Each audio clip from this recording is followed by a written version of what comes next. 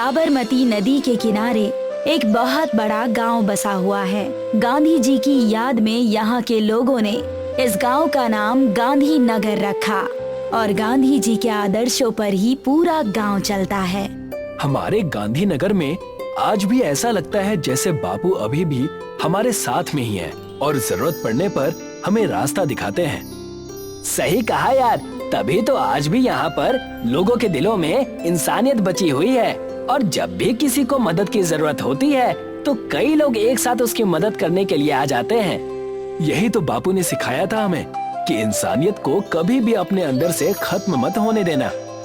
बरसात का महीना शुरू होता है और तेज बारिश होने की वजह से साबरमती नदी का पानी कई गुना बढ़ जाता है। इस साल तो जबरदस्त बारिश हो रही है। अगर यही हाल रहा तो बारिश का पानी नदी में बाढ़ भी ला सकता है। पिछली बार जब बाढ़ आई थी तो देखा था ना कैसे जीना मुश्किल हो गया था, घर के अंदर तक पानी घुस गया था। गांधीनगर के लोगों को जिस बात का डर था वही हुआ। तेज बारिश की वजह से साबरमती नदी में बाढ़ आ गई और लोगों के घर में पानी घुसने लगा। लोगों का घर से बाहर निकलना तक मुश्किल होने लगा। सारे रास्ते, सड़कें और गलियां पानी से भर गईं। देखा, जिसका डर था आखिर वही हो गया ना।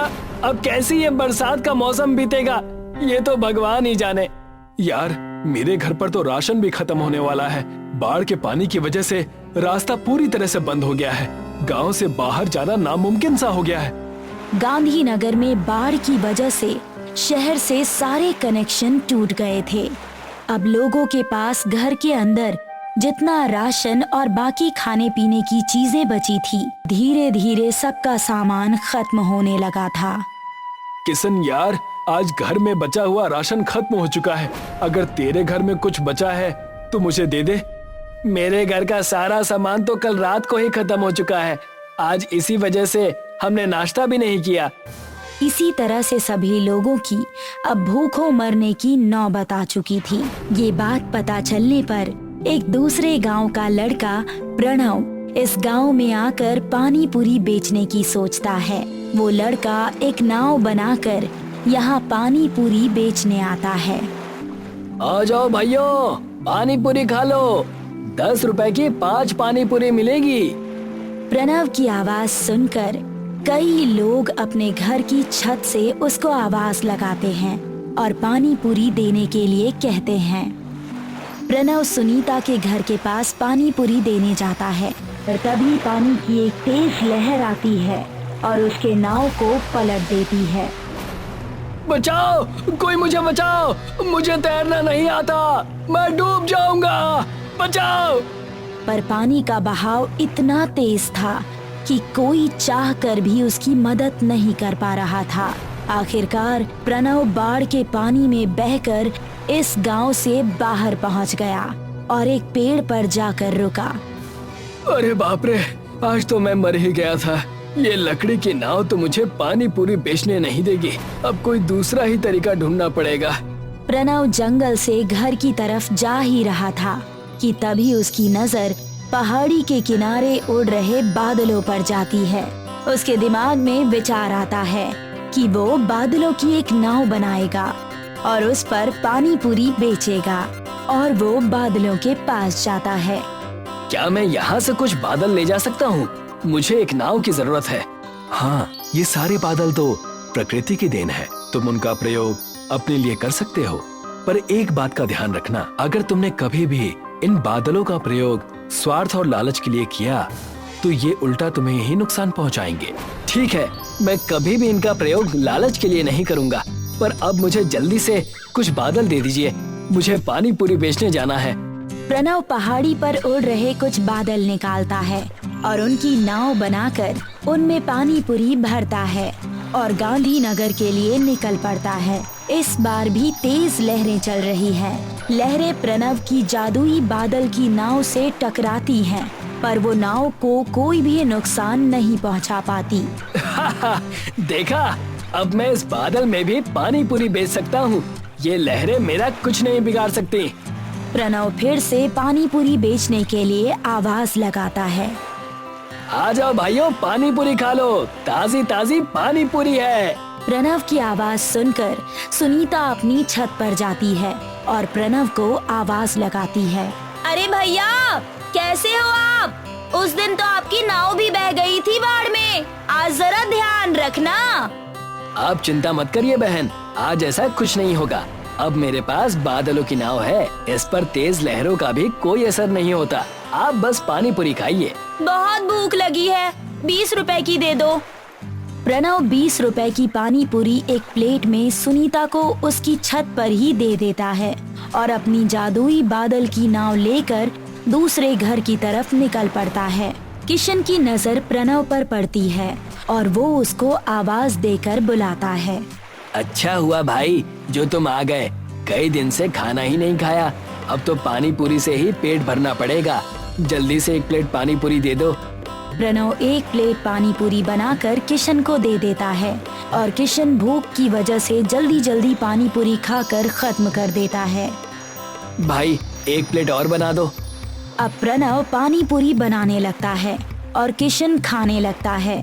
बहुत देर तक ऐसा चलता ही रहता है और कुछ देर बाद जब किशन की भूख मिट जाती है तो वो खुद ही प्रणव को रुकने के लिए कहता है। बस भाई, अब पेट भर गया, अब और मत बनाओ। कितने पैसे हुए ये बता दो। आपके 50 रुपए हो गए हैं। प्रणव दूसरे घर की तरफ चला जाता है। इसी तरह से अब प्रणव के पानी पूरी बेचने का काम बाढ़ में भी अच्छी तरह से चलने लगा था। पर कुछ समय बाद उसको लालच आ जाता है और वो पानी पूरी बहुत महंगी बेचने लगता है। भैया, एक प्लेट पानी पूरी कितने रुपए की है? 100 रुपए की है। ये तो बहुत ज्यादा महंगी बेच रहे हो आप। बाढ़ आने का इतना फायदा भी मत उठाओ कि गरीब लोग भूख से मर ही जाएं। तुम्हें पानी पूरी खानी है तो खाओ, मुझे मत सिखाओ कि मुझे क्या करना है और क्या नहीं। वैसे भी मैंने बहुत मेहनत की है, अब पैसे कमाने का वक्त आ चुका है। अब प्रणव अपनी मनमानी करके लोगों से पैसे वसूलने लगा। उसको किसी पर भी दया नहीं आती, चाहे कोई भूख से मर ही क्यों ना रहा हो। अरे बेटा, बहुत भूख लगी है, मुझे पानी पूरी खिला दे। पर मेरे पास तुझे देने के लिए पैसे नहीं हैं। मैं रस्सियां बनाने का काम करती हूँ, पर बाढ़ की वजह से कोई मेरी रस्सियां नहीं खरीद रहा। पैसे नहीं है तो भूख से मर जाओ। मैं यहाँ पैसे कमाने आया हूँ, भंडारा चलाने नहीं। प्रणव ने लालच के चलते बूढ़ी औरत को वहीं भूख से मरने के लिए छोड़ दिया और आगे निकल गया। वो बादल राजा की बात भूल गया था, पर तभी उसकी जादुई बादल की नाव के बादल बरसने लगे और उसकी नाव डूब गई। ये देखकर उस बूढ़ी औरत ने अपनी बनाई रस्सी उसकी तरफ फेंकी। ये लो बेटा, जल्दी से रस्सी पकड़कर ऊपर आ जाओ, नहीं तो ये लहरें तुमको बहा देंगी। प्रणव रस्सी की मदद से ऊपर आ जाता है। मुझे माफ कर दो अम्मा, मैंने तुम्हें भूखा मरने के लिए छोड़ दिया और आज तुमने ही मेरी जान बचाई। अब प्रणव को अपनी गलती समझ आ जाती है और वो सभी लोगों से माफी मांगता है और बाढ़ खत्म होने तक सभी लोगों को पानी पूरी खिलाकर उनकी भूख मिटाता है। पुरानी दिल्ली में चांदनी चौक पर छुट्टन सिंह अपना गोलगप्पे का ठेला लगाता था। जो भी लाल किला घूमने आता तो सामने चांदनी चौक पर जाकर छुट्टन के गोलगप्पे जरूर खाता। आइए आइए देवियों और सज्जनों, छुट्टन की दुकान पर आइए और दिल्ली के मशहूर गोलगप्पे खाइए। एक बार खाएंगे तो बार बार मांगेंगे।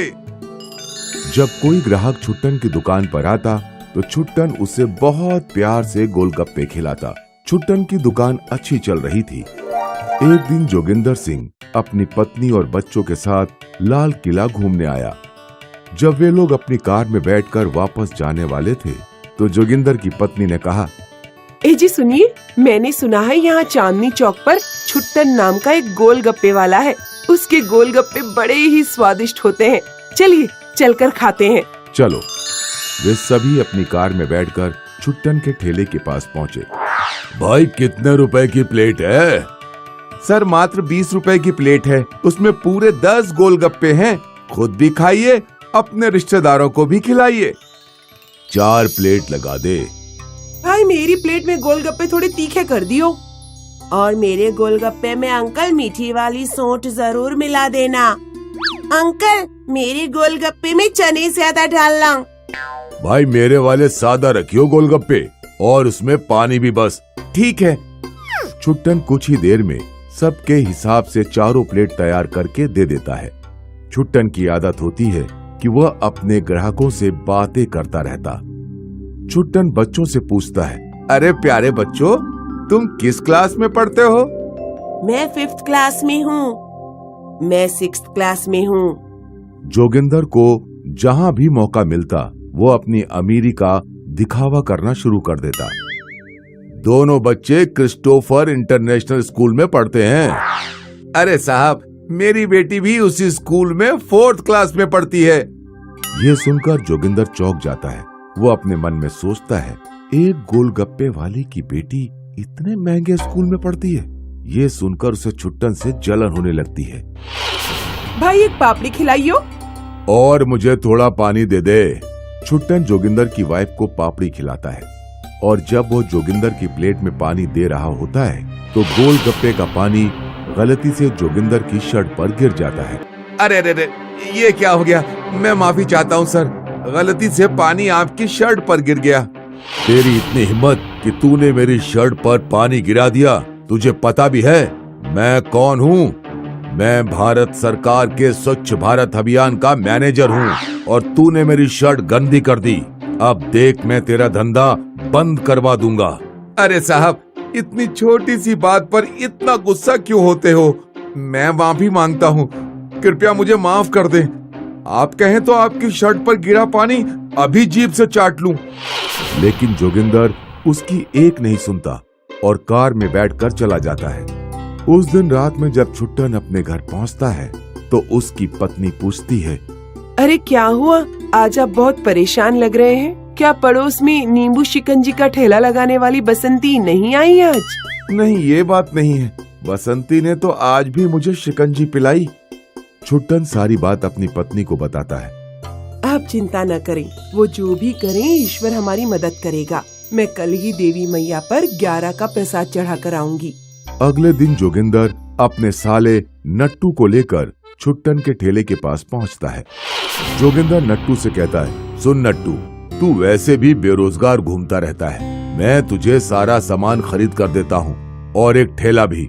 कल से तू भी यहीं पर गोलगप्पे का ठेला लगाना और इस छुट्टन का बिजनेस खराब कर देना। अगले दिन से नट्टू भी छुट्टन के बराबर में अपने गोलगप्पे का ठेला लेकर खड़ा हो जाता है। कुछ दिनों में छुट्टन की कमाई पहले से आधी हो जाती है। छुट्टन एक रात घर पहुंचकर अपनी पत्नी से कहता है, अब तो मेरी समझ में नहीं आ रहा कि मैं क्या करूं। मेरी कमाई कम होती चली जा रही है। हम अपनी बेटी को अच्छे स्कूल में शिक्षा कैसे दिलवाएंगे? आप चिंता न करें, अभी 1 महीना ही हुआ है। हम और मेहनत करते हैं और अपने गोलगप्पों को और स्वादिष्ट बनाते हैं। आखिर कब तक वो नट्टू हमारे बराबर में खड़ा रहेगा? हमें अपने बिजनेस पर डटे रहना चाहिए, तभी हमारी जीत होगी और उस नट्टू की नाक कटेगी। नट्टू जोगिंदर के घर जाकर सारी बात बताता है। अगर ठेले पर लोग नहीं आ रहे हैं तो हम बराबर वाली दुकान ले लेते हैं। कुर्सियां भी डलवा देंगे, लाइटें वगैरह भी लगवा देंगे, और एक सुंदर रिसेप्शनिस्ट को भी रख देंगे। तब तो लोग आएंगे। हाँ जीजा जी, सबसे ज्यादा जरूरत तो रिसेप्शनिस्ट की ही है। वैसे ही मेरी शादी नहीं हो पा रही है। जोगिंदर खूब खर्चा करके छुट्टन के बराबर में खाली पड़ी दुकान किराए पर ले लेता है और उसमें खूब महंगी कुर्सियां पड़वाता है और महंगी लाइटें लगवा देता है और रिसेप्शनिस्ट को भी रख देते हैं। कुछ लोग नट्टू की दुकान पर जाते हैं, लेकिन बाहर आकर कहते हैं, रिसेप्शन करने वाली तो बढ़िया है, लेकिन इतने बुरे गोलगप्पे मैंने अपनी जिंदगी में नहीं खाए। कई दिन बीत जाते हैं, नट्टू की दुकान बिल्कुल खाली पड़ी रहती है।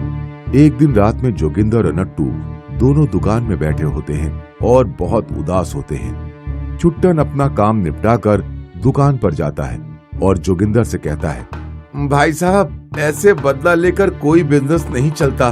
कोई भी काम खुश होकर और सद्भावना से शुरू किया जाए तभी उसमें सफलता मिलती है।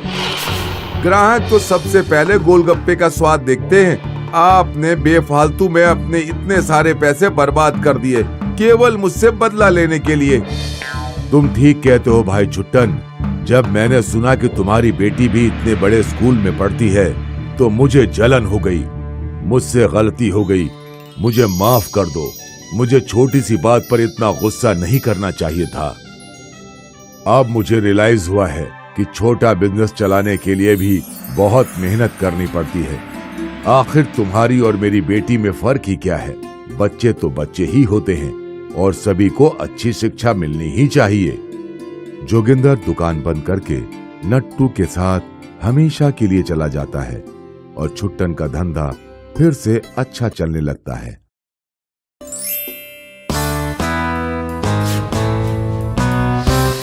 चुन्नीलाल ने पैसा कमाने के लिए आज तक न जाने कितने काम किए। कभी चूड़ी बेची, कभी खिलौने और कभी सब्जियां, लेकिन हर व्यवसाय में उसे घाटा ही हुआ।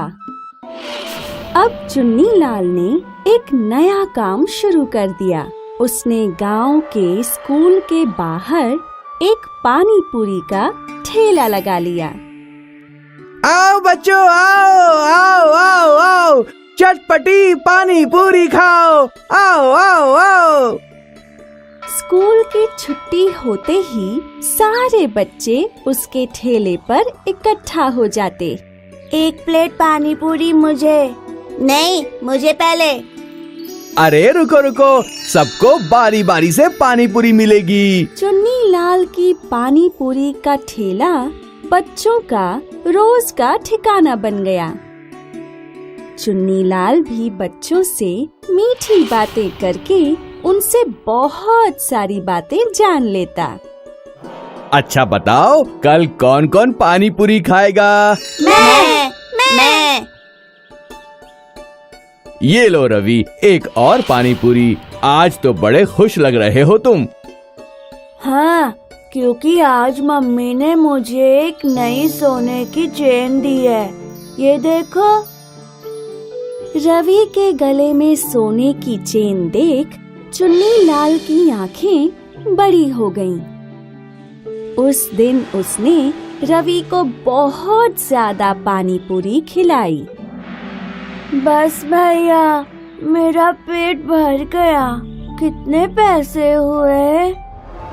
सिर्फ 100 रुपए। 100 रुपए? मेरे पास तो सिर्फ 20 रुपए हैं। कोई बात नहीं, तुम मुझे अपनी ये चेन दे दो, मैं तुमसे बाकी पैसे नहीं लूंगा।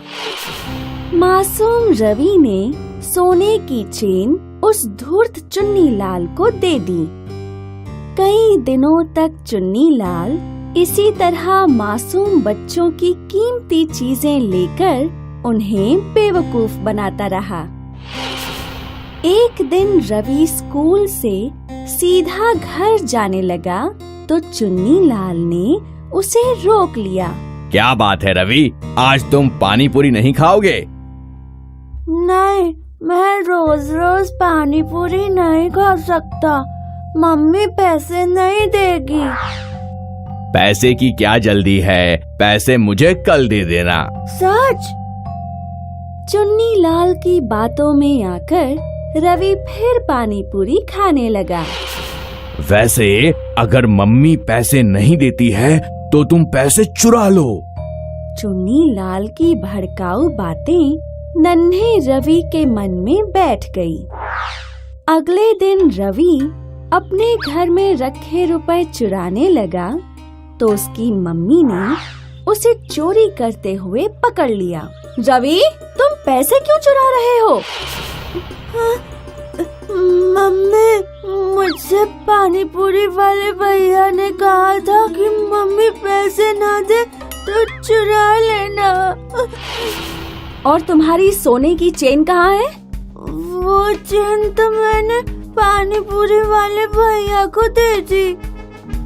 बेटा, तुम्हें पता है चोरी करना बुरी बात है। रवि की बात सुन उसकी माँ को बहुत दुख हुआ। अगले दिन स्कूल से छूटकर रवि जब पानी पूरी खाने गया तो चुन्नी लाल ने हमेशा की तरह उसे पानी पूरी खाने को कहा। ये लो एक और पानी पूरी। और बताओ रवि, तुमने पैसे चुराए? हाँ भैया, ये देखो।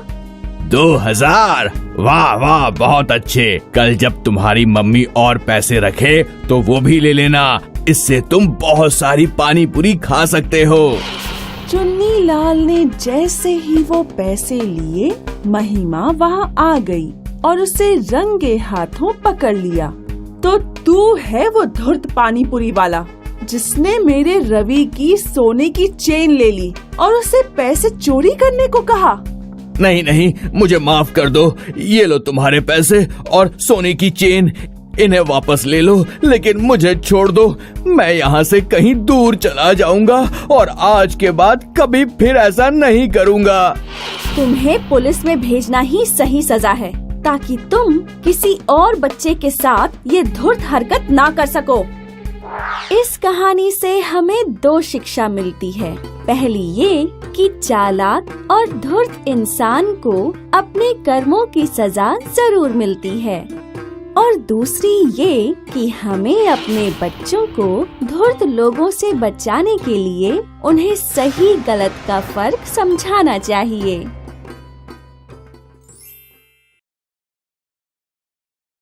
हाय, मैं हूँ शाइनी। अगर आप मुझे ऐसे ही देखना चाहते हैं तो इस वीडियो को जरूर शेयर करें, और हाँ, इस चैनल को भी सब्सक्राइब करना ना भूलें